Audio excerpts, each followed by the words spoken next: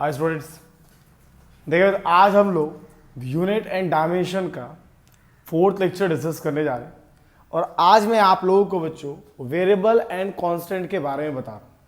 पर ये जो आज हम लोग वेरिएबल एंड कांस्टेंट ये टर्म पढ़ने जा रहे हैं, ये चीज़ें इस बेस पर हैं कि डायमेंशनली क्या है वो। मतलब नॉर्मली भी आपने मैथमेटिक्स में वेरिएबल एंड कांस्टेंट्स पढ़े हुए हैं, पर on the basis of dimension ये वेरिएबल और कांस्टेंट कितने तरीके के होते हैं। अब यहाँ देखिए बच्चों, मैं एग्जांपल्स के थ्रू ही आपको समझाऊंगा। जैसे मान लीजिए बच्चों एरिया होता है, आप सभी जानते हैं एरिया का डायमेंशन होता है L², ठीक है।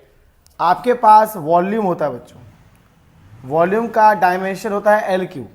तो देखिए बच्चों, इन दोनों के पास अपने अपने डायमेंशंस हैं और इनकी वैल्यू कभी फिक्स नहीं होती। क्या एरिया फिक्स होता है? नहीं। अगर आप रेडियस चेंज कर देंगे तो सर्कल का एरिया चेंज आएगा, आप कोई भी डायमेंशन चेंज करेंगे एरिया चेंज हो जाएगा। मतलब इन दोनों के पास डायमेंशन भी है और वेरिएबल भी है, अपनी वैल्यू भी चेंज करते हैं।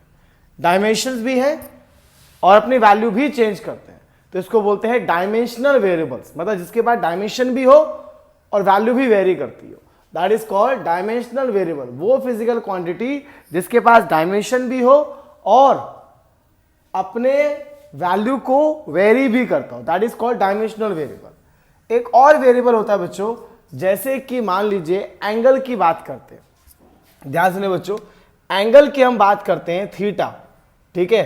पता बच्चों, डायमेंशन में थीटा का कोई डायमेंशन नहीं दिया जाता है। मतलब एंगल एक ऐसा फिजिकल क्वांटिटी है जिसकी वैल्यू तो चेंज होती है, कभी 30 डिग्री, कभी 40 डिग्री, कभी 60 डिग्री, कभी 90 डिग्री, वैसे वो डायमेंशन नहीं है। मतलब ये भी वेरिएबल है, अपनी वैल्यू वेरी कर रहा है, लेकिन इसके पास कोई डायमेंशन नहीं है। तो ये dimensional variable, dimension less variable है। वेरिएबल ये भी है पर डायमेंशन नहीं है। जैसे एक और एग्जाम्पल लिखा हुआ है स्पेसिफिक ग्रेविटी और स्ट्रेन। पता है स्टूडेंट स्ट्रेन क्या होता है? स्ट्रेन का मतलब होता है, जैसे मान लो मेरे पास एक वायर है जिसका लेंथ L है। मैंने क्या किया, इस वायर को स्ट्रेच कर दिया, फोर्स लगा इस वायर को क्या कर दिया, स्ट्रेच कर दिया। और स्ट्रेच करने से एक इसमें चेंज देखने को मिला डेल्टा L का। मतलब ओरिजिनल लेंथ इतना था, खींचने के बाद डेल्टा L बढ़ गया। तो जो स्ट्रेन होता है, बहुत तरह के होते हैं, मैं एक स्ट्रेन का एग्जांपल दे रहा हूं आपको, वो डेल्टा L/L के इक्वल होता है, डेल्टा L/L। तो बच्चों एक बात बताओ, डेल्टा L क्या हुआ? Change in length. सोचिए बच्चों, चेंज इन लेंथ का डायमेंशन क्या होगा? Just think about what is the dimension of change in length. सोचिए बच्चों, चेंज इन लेंथ का डायमेंशन क्या होगा? L तो होगा, चाहे लेंथ हो चाहे चेंज इन लेंथ तो L ही होगा। और नीचे भी लेंथ है, तो लेंथ से लेंथ कट जाएगा, तो डायमेंशन रहा कि डायमेंशन लेस हो गया? डायमेंशन लेस हो गया। पर है तो ये वेरिएबल ही, ये अपने आप को चेंज ही करेगा। जरूरी थोड़ी ना है कि आप जैसे फोर्स अप्लाई करोगे तो उसका डायमेंशन, मतलब जब आप फोर्स लगाओगे तो बार बार एक ही लाइन चेंज करेगा। लेंथ तो बार बार चेंज कर सकता है तो ये वेरिएबल, लेकिन डायमेंशन नहीं। मतलब दो तरह के वेरिएबल्स हैं, एक जिस पर डायमेंशन भी है, वेरिएबल भी है, एक वो जिस पर डायमेंशन नहीं है पर वो वेरिएबल है। क्लियर हो बच्चों? एक दो तरह के वेरिएबल्स हैं हमारे पास। एक वो वेरिएबल है जिसके पास डायमेंशन भी है और वेरिएबल वैल्यूज भी है। एक वो है जिसमें डायमेंशन नहीं है पर वो वेरिएबल वैल्यूज है। ठीक है बच्चों? तो यहां लिखा हुआ है एंगल की वैल्यू चेंज होती रहती है पर एंगल का डायमेंशन नहीं होता। स्पेसिफिक ग्रेविटी बच्चों एक ऐसा टर्म है जिसकी वैल्यू हमेशा चेंज होती है, हर सब्सटेंस के लिए अलग होती है, पर इसका कोई डायमेंशन नहीं होता है। तो वेरिएबल कितने तरह के बच्चों? दो तरीके के। कौन से? विद डायमेंशन वाले वेरिएबल्स और विदाउट डायमेंशन वाले वेरिएबल्स। अगर जिसके पास डायमेंशन है वो वेरिएबल है तो डायमेंशनल वेरिएबल्स, और अगर वो विदाउट डायमेंशन है लेकिन वेरिएबल है तो डायमेंशन लेस वेरिएबल। तो दो तरह के वेरिएबल्स होते हैं बच्चों। इसके बाद हम बात करते हैं कांस्टेंट की। देखिए बच्चों, आप लोग पढ़ते हैं energy is equals to H nu, पढ़ा होगा केमिस्ट्री में। H होता है बच्चों प्लैंक्स कांस्टेंट। क्या बच्चों इस प्लैंक्स का वैल्यू फिक्स नहीं होता है? 6.626 10 की पावर -34 बिल्कुल फिक्स वैल्यू है। आप चाहे किसी भी रेडिएशन को पढ़ेंगे H का वैल्यू यही लेंगे, 6.626 10 की पावर -34। लेकिन बच्चों देखिए, ये वैल्यू भले कांस्टेंट है, ये वैल्यू कांस्टेंट है, पर क्या H का डायमेंशन नहीं होता है? होता है बच्चों, एनर्जी का डायमेंशन होता है। चल कल मैंने लाइव सेशन में आपको बताया था, H का डायमेंशन आप निकाल सकते हैं, एनर्जी बाय फ्रीक्वेंसी। एनर्जी क्या होता है? ml2 t-2 और फ्रीक्वेंसी का t-1, तो क्या हो गया ml2 t-1। तो देखिए बच्चों, ये कांस्टेंट तो है, ये कांस्टेंट तो है h, पर इसके बाद डायमेंशन है।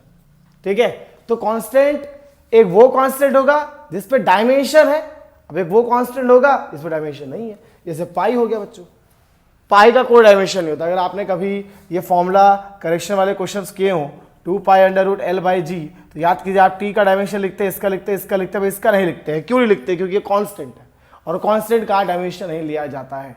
तो बच्चों हमारे पास वेरिएबल कितने तरीके के हुए? दो। कौन से दो वेरिएबल्स हुए? विद डायमेंशन वाले, विदाउट डायमेंशन वाले। कांस्टेंट कितने के हुए? दो। विद डायमेंशन वाले, विदाउट डायमेंशन वाले। बच्चों आप लोग 9th क्लास में फॉर्मूला पढ़ते हैं, force is equals to gravitation constant m1 m2 by r²। सोचिए जो g का वैल्यू फिक्स होता है कि हर प्लैनेट में चेंज होता है? फिक्स होता है, जैसा कोई यूनिवर्सल कांस्टेंट। तो वैल्यू तो कांस्टेंट है पर इसके बाद डायमेंशन नहीं है। तो कौन सा कांस्टेंट हुआ? डायमेंशनल कांस्टेंट हुआ। एक ऐसा कांस्टेंट जिसका वैल्यू फिक्स है बट उसकी डायमेंशन है, तो डायमेंशन वाला कांस्टेंट है। और अगर वो कांस्टेंट है पर विदाउट डायमेंशन है तो डायमेंशन लेस कांस्टेंट है। तो चार चीज पढ़ी हमने, दो वेरिएबल्स, दो constant, with dimension, without dimension वाले variables, with dimension, without dimension वाले कांस्टेंट। तो एग्जाम में आ सकता है बच्चों कि क्या समझते हैं आप लोग डायमेंशनल कांस्टेंट और डायमेंशन लेस कांस्टेंट के बारे में, डायमेंशनल वेरिएबल्स और डायमेंशन लेस वेरिएबल्स के बारे में। आज मैं आपको यही बताऊंगा बच्चों कि जरूर नहीं है कि डायमेंशन हमेशा करेक्ट ही होता है। आज मैं डायमेंशन के कुछ लिमिटेशंस के बारे में डिस्कस करूंगा कि डायमेंशंस की क्या क्या फॉल्ट्स है, कहाँ कहाँ पे वो गलत हो जाता है बच्चों। तो मेरे ख्याल से यहाँ से क्लियर होगा कि चार चीजें क्या हैं, दो वेरिएबल्स हैं, दो कांस्टेंट है। दो वेरिएबल्स में से एक डायमेंशन लेस और एक विद डायमेंशन, और दो constant with dimension, without dimension constants हैं। तो ये चार चीजें मैंने आपको विद एग्जांपल्स यहाँ पर एक्सप्लेन कर दी हैं। ठीक है बच्चों, अब हम बात करते हैं कि डायमेंशंस की क्या क्या लिमिटेशंस। देखो बच्चों, अब हम ये डिस्कस कर रहे हैं स्टूडेंट्स कि इस डायमेंशनल कॉन्सेप्ट को जो हमने पढ़ा, इतनी सारी एप्लीकेशन पढ़ी, इसकी कहीं ना कहीं कुछ लिमिटेशंस भी हैं, कुछ गलतियां भी हैं। वो क्या है बच्चों जो मैं आपसे डिस्कस कर रहा हूं। सबसे पहली बच्चों जो इसके अंदर गलती रहती है वो ये है कि आप इस मेथड से, जैसे मान लीजिए बच्चों मैं आपसे बोलता हूं कि टाइम पीरियड है वो लेंथ पे डिपेंड कर रहा है, मास पे डिपेंड कर रहा है, ग्रेविटी पे डिपेंड कर रहा है, इस तीन चीज पे डिपेंड कर रहा है। और आप मान लीजिए यहां से फॉर्मूला डिराइव भी कर लेते हैं। ठीक है, आप यहां से फॉर्मूला डिराइव भी कर लेते हैं, डिराइव किया भी होगा आपने, k टाइम्स √L/g। ठीक है, इस पर डिपेंड कर रहा है, फॉर्मूला डिराइव किया होगा ना आपने, पिछले लेक्चर डाले हुए हैं, x y z लिखते हैं आप यहाँ पावर। ठीक है, फिर आप उसको हटाते हैं, k लिखते हैं और पूरा सॉल्व करते हैं। तो मान लीजिए बच्चों कि आपने फॉर्मूला ड्राइव कर लिया, पर याद कीजिए बच्चों क्या आपको इस k के बारे में पता होता है? नहीं, आपको इस k के बारे में नहीं पता होता। मतलब आपका एक फिजिकल क्वांटिटी कई फिजिक और डिपेंड कर रहा है, आप फॉर्मूला ड्राइव कर लेते हैं लेकिन कभी भी उस k के बारे में हमें कोई इंफॉर्मेशन नहीं होती है, हमें वही छोड़ना होता है। वो हम एक्सपेरिमेंटली निकालते हैं कि इस k का वैल्यू 2π होगा या 6π होगा या g होगा, ये सब चीजें हमें एक्सपेरिमेंटली निकालनी पड़ती है बच्चों। अदरवाइज हमारे पास डायमेंशन बेसिस पर कोई इसके बारे में इंफॉर्मेशन नहीं होती। हमें वो सीधे से बोलते भाई ये डायमेंशनल कांस्टेंट है, छोड़ दो इसको, ये डायमेंशनल कांस्टेंट छोड़ दो इसको, और आप इसकी वैल्यू को एक्सपेरिमेंटली फाइंड आउट करते हैं। तो जो ध्यान रखिएगा, सबसे पहला लिमिटेशन इसका ये है कि हम फॉर्मूला डिराइव करने के बाद जो हमारे पास कांस्टेंट बचता है उसके बारे में कोई इंफॉर्मेशन नहीं होती। वो इंफॉर्मेशन लोग एक्सपेरिमेंट निकालते, पता है ना, बाद में आपको पता चलता है कि ये फॉर्मूला तो 2π√L/g होता है, time period of the pendulum. ठीक है, तो बच्चों एक पहली लिमिटेशन ये है। दूसरी लिमिटेशन क्या है बच्चों इस डायमेंशनल एप्लीकेशन की, ये कभी भी आप डायमेंशन को यूज नहीं कर सकते अगर कोई एक फिजिकल क्वांटिटी 3 से ज्यादा फैक्टर पे डिपेंड करेगा। क्यों? जैसे मान लो बच्चों जितने भी आपने डेरिवेशन किए होंगे, आप देख लीजिएगा, जितने भी आपने फॉर्मूले डिराइव किए होंगे बच्चों, वो सारे के सारे जो फॉर्मूले डिराइव किए हैं आपने, उसमें वो 3 पर ही डिपेंड कर रहा होगा, 3 से ज्यादा पे नहीं। क्योंकि 3 से ज्यादा पे डिपेंड करेगा बच्चों तो 4 चीजों पर अगर मान लो डिपेंड करता है, 4 चीजों पे, मान लो कोई भी x चीज है वो a b c d पे डिपेंड कर रहा है, और आप यहाँ पे x y z और t लगाते हैं। बच्चों सोचिए x y z t आपने लगा तो दिया, आपके पास ये 4 वेरिएबल्स आ गए, तो आपको 4 वेरिएबल निकालने भी तो पड़ेंगे। ध्यान सुनिएगा बच्चों, अगर एक फिजिकल क्वांटिटी मान लीजिए आपके एक पे नहीं, आपके 4 फैक्टर पे डिपेंड कर रहा है, तो डायमेंशन इस फॉर्मूले को ड्राइव नहीं कर पाएगा। वो सिर्फ उन्हीं फॉर्मूले को ड्राइव कर पाता है जहां ज्यादा से ज्यादा वो 3 पे डिपेंड करता है, 4 वालों को ड्राइव नहीं कर पाता है। क्यों नहीं कर पाता है 4 वालों को ड्राइव बच्चों? क्योंकि 4 पे अगर डिपेंड करेगा तो आपके पास 4 वेरिएबल्स भी आएंगे, एक्स, वाई, जेड और टी।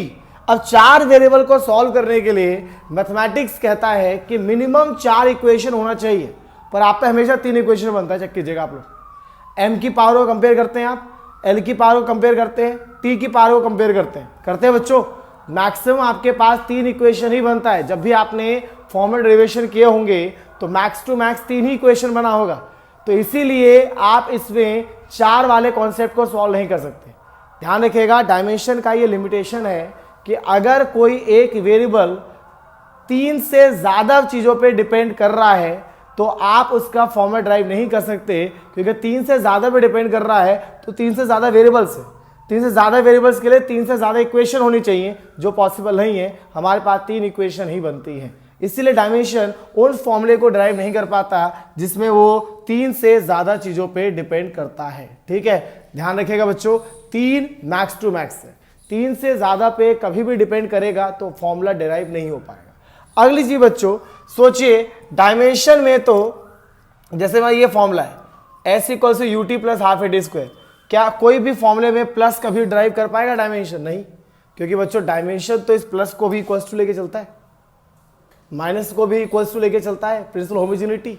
तो कभी भी प्लस तो आ ही सकता है, क्योंकि आप तो ऐसे ड्राइव करते हो कि भाई डिस्टेंस डिपेंड कर रहा है स्पीड पे, टाइम पे, एक्स वाई निकालते हो और यहाँ पुट कर देते हो। बीच में कभी प्लस आ सकता है क्या? नहीं। आप तो सबको 10 लिख देते हो ऐसे, नॉर्मली आप मल्टीप्लिकेशन फॉर्म में लिख देते हो, बीच में प्लस हो माइनस हो, कभी भी आप उस चीज को डेराइव नहीं कर सकते हैं, कभी भी नहीं। ठीक है, ये अलग चीज है कि आपको इसके फैक्टर अलग दे दे, इसके अलग दे दे, फिर आप बोले कि हाँ ऐड करके फॉर्मूला बनाओ, वो अलग चीज है। लेकिन कभी भी बच्चों डायमेंशन ऐसे फॉर्मूले ड्राइव नहीं कर पाता जहां पे 2 फिजिकल क्वांटिटी ऐड हो रही हो, सब्ट्रैक्ट हो रही हो। हाँ, मल्टीप्लाई वाले कर देगा, डिवाइड वाले भी कर देगा, लेकिन वो प्लस हो रहे हैं, माइनस हो रहे हैं, तो ऐसी फिजिकल क्वांटिटी को डायमेंशन डिराइव नहीं कर पाएगा। इवन बच्चों ये कभी भी उस फॉर्मूले को, जैसे मान लो फॉर्मूला होता है force is equals to q v b sine theta, बच्चे फॉर्मूला कभी डिराइव नहीं कर पाएगा। पता है क्यों?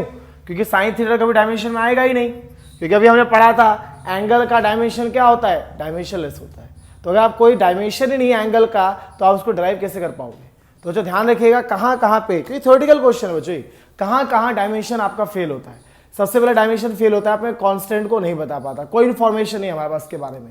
दूसरी चीज, डायमेंशन तभी यूज किया जा सकता है जब वो मैक्स टू मैक्स 3 वेरिएबल पे डिपेंड कर रहा हो। 4 पे डिपेंड करेगा, 5 पे करेगा तो आप फॉर्मूला ड्राइव नहीं कर सकते, क्योंकि 3 से ज्यादा वेरिएबल हुए तो 3 से ज्यादा इक्वेशंस होगी। 3 से ज्यादा इक्वेशंस होंगी तो बच्चों 3 ज्यादा इक्वेशंस आपको वहां पे होनी भी तो चाहिए, जो सॉल्व नहीं हो पाएगा बच्चों। देखिए 3 पे डिपेंड करेगा, 3 इक्वेशन मिल जाती है, सॉल्व हो जाता है। अगर 4 पे डिपेंड करेगा तो 4 इक्वेशन भी तो चाहिए, और 4 इक्वेशन बनती नहीं है वहां पर। इसीलिए आप उस फॉर्मूले को डिराइव नहीं कर पाते हैं जिनमें कि ये 3 से ज्यादा फिजिकल क्वांटिटी पे डिपेंड करते हैं। आप उनको भी ड्राइव नहीं कर सकते बच्चों जिसके बीच में प्लस या माइनस जैसे सिंबल होते हैं, या फिर जहां पे एंगल जैसे सिंबल होते हैं। एक और गलती है बच्चों, आप काइनेटिक एनर्जी का फॉर्मूला हाफ mv स्क्वायर करके डिराइव करें तो भी डायमेंशनली करेक्ट हो जाएगा, और या आप k इक्वल्स टू इसको 9/5 mv स्क्वायर कर दीजिए तब भी तो ये करेक्ट ही बोलेगा, क्योंकि बच्चों इसके अकॉर्डिंग तो इसका कोई डायमेंशन होता नहीं है। आप एलएचएस आरसी का डायमेंशन निकालते हो, बहुत से ऐसे फॉर्मूले हैं जो डायमेंशनली तो करेक्ट है पर एक्चुअली में करेक्ट नहीं है। तो these are the limitation of the dimension student, कि क्या क्या डायमेंशन में गलतियां रहती है। पहली चीज, जो आप फॉर्मूला ड्राइव करते हैं उसका कॉन्स्टेंट का हमें नहीं पता, 3 से ज्यादा वेरिएबल पे डिपेंड कर रहा है, वो फॉर्मूला ड्राइव नहीं कर सकते। प्लस माइनस वाले फॉर्मूला ड्राइव नहीं कर सकते। जहां ट्रिग्नोमेट्रिक रेशियोज हो उसको ड्राइव नहीं कर सकते। क्यों नहीं कर सकते? क्योंकि ट्रिग्नोमेट्री को तो कोई डायमेंशन दिया ही नहीं गया है। ठीक है बच्चों, तो ध्यान रखिएगा, ये थ्योरेटिकल क्वेश्चन है, और जो आज की क्लास आपको बताई भी गई पूरी थ्योरेटिकल है बच्चों, कि डायमेंशनल वेरिएबल्स क्या होते हैं, डायमेंशनल कांस्टेंट क्या होते हैं, और डायमेंशंस की क्या लिमिटेशंस रहती हैं। ठीक है, आई थिंक आप सभी को क्लियर होगा स्टूडेंट, और यहाँ पे डायमेंशन की बेसिक चीजें सारी आपकी एंड होती हैं। अब एक लेक्चर में आपको बच्चों मिक्स टाइप बनाऊंगा, जिसमें 4 से 5 जो हमने इसके एप्लीकेशन पढ़े हैं सभी के जेई और नीट के क्वेश्चन में आपको एक ही लेक्चर में सॉल्व करवाऊंगा। ठीक है बच्चों, मिलते हैं नेक्स्ट लेक्चर में।